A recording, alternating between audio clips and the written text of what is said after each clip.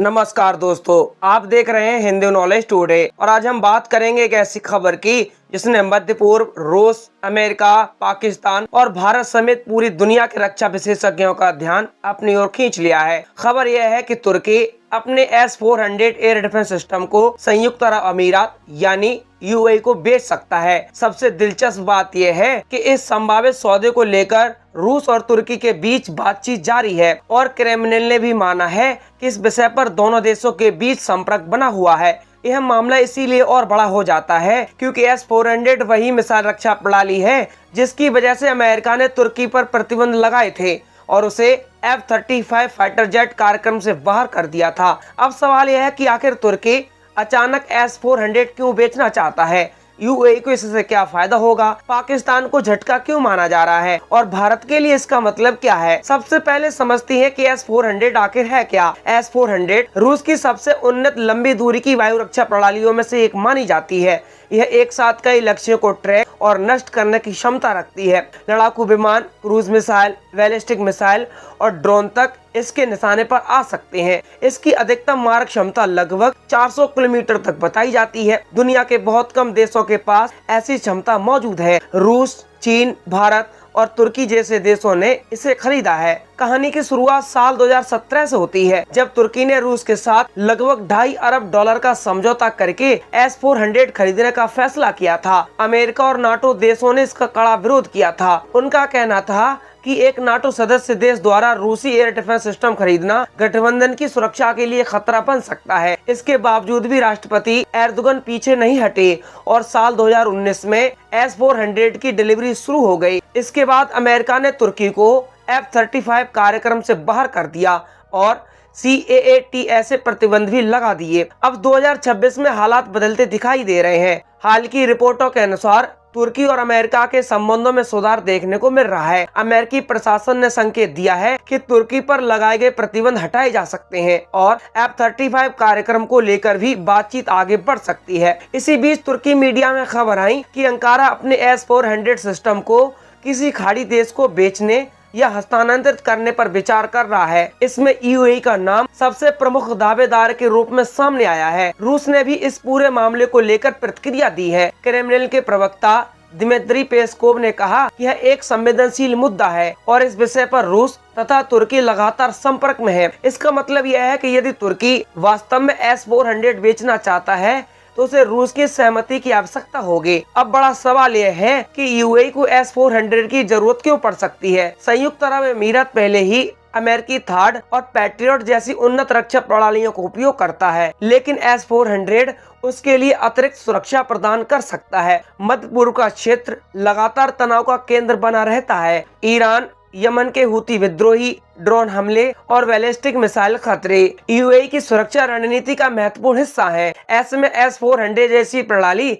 उसकी हवाई सुरक्षा को और मजबूत बना सकते हैं। अब बात करते हैं पाकिस्तान की। पाकिस्तान लंबे समय से तुर्की के साथ रक्षा संबंध मजबूत करने की कोशिश कर रहा है। दोनों देशों के बीच नौसैनिक जहाज, ड्रोन, सैन्य प्रशिक्षण और रक्षा उद्योग सहयोग जैसे कई समझौते हुए हैं। कई पाकिस्तानी विश्लेषक उम्मीद करते हैं कि भविष्य में तुर्की और पाकिस्तान के बीच और बड़े रक्षा सौदे हो सकते हैं, लेकिन यदि S-400 जैसी अत्याधुनिक प्रणाली यूएई को जाती है और पाकिस्तान को नहीं मिलती तो इसे इस्लामाबाद के लिए एक रणनीतिक झटका माना जा सकता है। पाकिस्तान की वायु रक्षा प्रणाली अभी भी कई मामलों में भारत की तुलना में कमजोर मानी जाती है। भारत पहले ही S-400 तैनात कर चुका है और इसके कई रेजिमेंट सक्रिय हैं। यदि यूएई भी S-400 क्लब में शामिल हो जाता है तो पाकिस्तान के एक करीबी सहयोगी तुर्की का सबसे बड़ा हाई प्रोफाइल रक्षा सौदा खाड़ी क्षेत्र में चला जाएगा, जबकि पाकिस्तान बाहर रह जाएगा। अब भारत के दृष्टिकोण से देखें तो स्थिति काफी दिलचस्प है। भारत 2021 से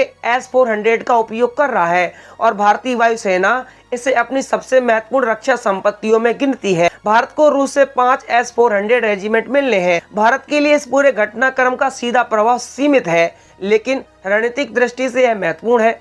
पहला कारण यह है कि इससे यह संकेत मिलता है कि S-400 की मांग अभी भी दुनिया में बनी हुई है। दूसरा कारण यह है कि रूस और अमेरिका के बीच प्रतिस्पर्धा के बावजूद कई देश अपनी सुरक्षा जरूरतों के अनुसार फैसले लेने को तैयार हैं। तीसरा कारण यह है कि भारत को यह देखने का मौका मिलेगा कि यदि यूएई जैसी आधुनिक सेना S-400 का उपयोग करती हैं, तो उसके संचालन और प्रभावशीलता से जुड़े कौन से नए अनुभव सामने आते हैं। तुर्की के सामने सबसे बड़ी चुनौती अमेरिका और रूस के बीच संतुलन बनाने की है। एक तरफ वह नाटो का सदस्य है, तो दूसरी तरफ रूस के साथ उसके घनिष्ठ संबंध है। S-400 को बेचना या स्थानांतरित करना केवल एक सैन्य निर्णय नहीं होगा, बल्कि एक बड़ा राजनीतिक और कूटनीतिक फैसला भी होगा। अमेरिका लंबे समय से कहता रहा है कि F-35 और S-400 एक साथ नहीं चल सकते। वाशिंगटन का तर्क है कि यदि कोई देश दोनों प्रणालियों का उपयोग करता है, तो रूस को F-35 की संवेदनशील तकनीक के बारे में जानकारी मिल सकती है। यही वजह थी कि तुर्की को